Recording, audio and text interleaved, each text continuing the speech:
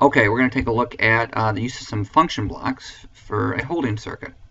So what I have right here is my main OB, and I've opened up the CPU. So what I'm going to do is I'm going to go ahead and add a new block right here. And this will come up. I'm going to call this a function block, and I'm going to call this name holding circuit. Okay, so this is pretty generic. I'm going to go ahead and program it in ladder, function block, and OK, there we go. While this creates, it will create a data block with it, because a function block is going to have memory. So when I go to adjust this function block, that will be generated. So I'm looking at my function block right here, holding circuit, and by clicking on the arrow here, I'm going to pull up my tags for this. Now these are all local tags. These tags only exist within the function block or the subroutine. So I'm going to go ahead and I'm going to add some inputs here. So on any kind of a holding circuit, you usually have a start. You usually have a stop. Okay. And then let's do something like safety. In this case, safety is going to be my overload. So I usually have a start, a stop, and a safety. And on the output side, I would have whatever I'm going to turn on. I just call it output, I guess, because it depends on what we want to do. Okay, so if I close this back up, nothing's really changed. Okay, but I've created tags. Now, if I go ahead and program my circuit, my holding circuit usually is going to look something like this. And I'll go ahead and put this in right there, and I'll put an output on there, and I'm going to put memory around this. So far this is looking like something that we've done quite a few times. But now when I go to address it, this is a function block. I'm not going to directly attach I/O to this. What I'm going to do is I'm going to come in here and look at the tags, and these are the ones that I just taught. So there's the stop tag. Here's my start tag. This is going to be my safety, we'll call it. That needs to be true. My safety needs to be true for it to go. And then my output, I only put on one output. There's my output there. I have a holding circuit right here. So if I use my output right there, there you go. So it looks like I have kind of a start-stop circuit. And if this was a motor starter, this safety, you'd be thinking it was an overload. Okay. So now what I do is I'm going to come back to my main.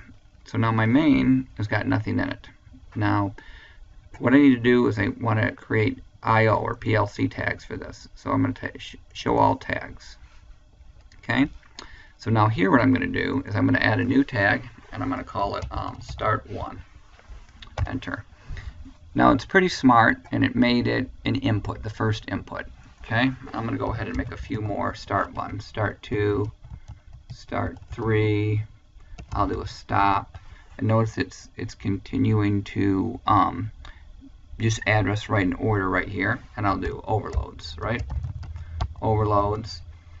And then what I'm going to do is I'm going to be turning on a few things. So I'll just do a light. I'll do a motor. I'll do a motor 1. Okay.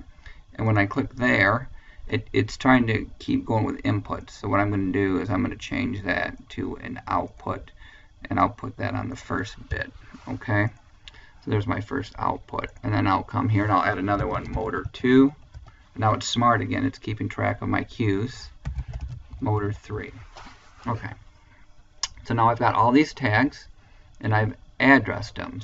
So I need to modify the name of this alias right here. This alias right here I can, and that alias represents that input. So I come back to my main.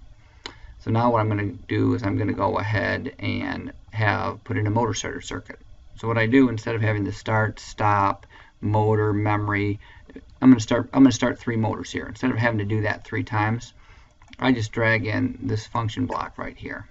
It's a question mark, so if I double click it, we have a function block called holding circuit that we just created. EFG hold, there it is right there. That's the one that we just created. And when I put it in, that's where that data block comes in. I'm going to have a data block coming over here, and that holds the status of this.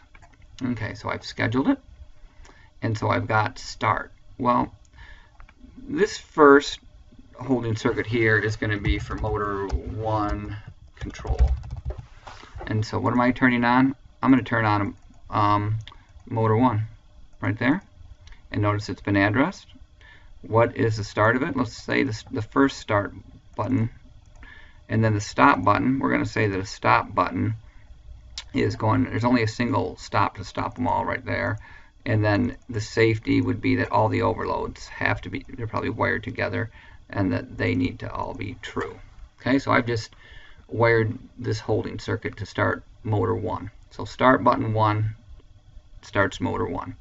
Now I want to add another motor starting circuit, and so once again, instead of having to program all that ladder logic, which isn't that much, I know. If I look into my holding circuit here, it's not that much. Sorry, it's not that much logic, but this could be very complicated is what we're talking about here. If it was very complicated, I want to do the next one. So all I do is I take this and I put it right here, and I'm going to pull up holding circuit again, and all my code has just been entered. It's going to enter a second data block because this is the same kind of routine, but it's going to control something else. I can only use an output once, so this is going to turn on motor 2, and my start would be start 2, and my stop, there's a stop that does everything, and like we said, for the safety, oops, let's try that again. This is supposed to be the stop, and this is supposed to be start 2. Oh, better delete that. Let's try that again. Start 2. Okay.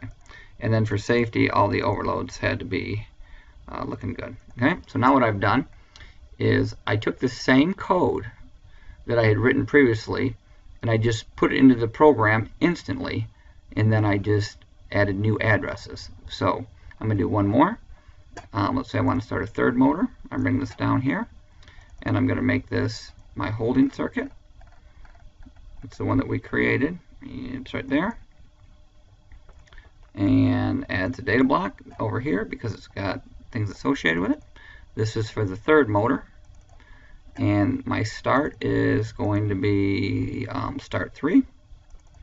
My stop, single stop button stops everything. And my safety is going to be the overloads. Okay? So, once again, I recreated the code very quickly. Sorry, I didn't have to recreate the code. I just put the function block in, which recreates it very quickly. Okay? So, inside of this box, FB1, there's ladder logic. And these are my local tags: start, stop, safety, and output. And what do these correspond to? Start, stop, safety, output. They correspond to the internal tags that I have here. And I can use these tags over and over because this start right here,